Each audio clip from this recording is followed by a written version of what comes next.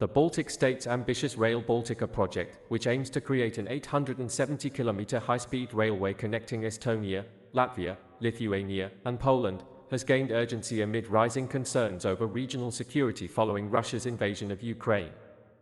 Originally conceived as a grand economic initiative, the railway is now seen as crucial for bolstering defense logistics and linking the Baltics more closely to Western Europe.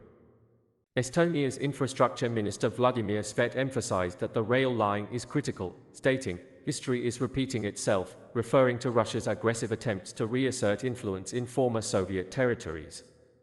Rail Baltica would be the region's first direct railway to Poland, cutting travel time and aligning the Baltic railways with European track standards instead of the Russian gauge, a legacy of Soviet occupation. Construction is underway, with significant progress at the Ulamist terminal near Tallinn, but challenges have arisen.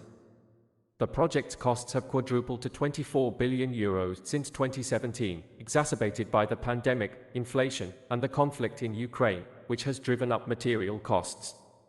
Although the EU has funded 85% of the initiative and recently committed an additional €1.1 billion, the budget strain has led to difficult decisions. Estonia, Latvia, and Lithuania will split the work into two phases to manage costs. The first, at €15 billion, will focus on a single track and core stations, while the second phase, covering additional tracks and stations, remains without a clear completion date. The railway's strategic role has drawn support from NATO as it enhances military mobility. NATO Commander Peter Nielsen highlighted its importance for moving troops swiftly across Europe, potentially from the Netherlands to Tallinn. However, cultural and regulatory differences among the three Baltic countries have complicated coordination, according to project overseer Emilian Dang.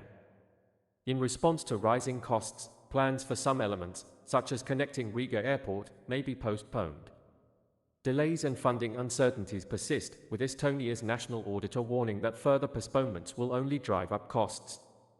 Infrastructure Minister Svet maintains that the Baltics are committed to realizing this essential link to Europe, affirming that, if we want to preserve our culture and feel secure about our freedom, Rail Baltica is indispensable for connecting the region to a strong EU and NATO framework.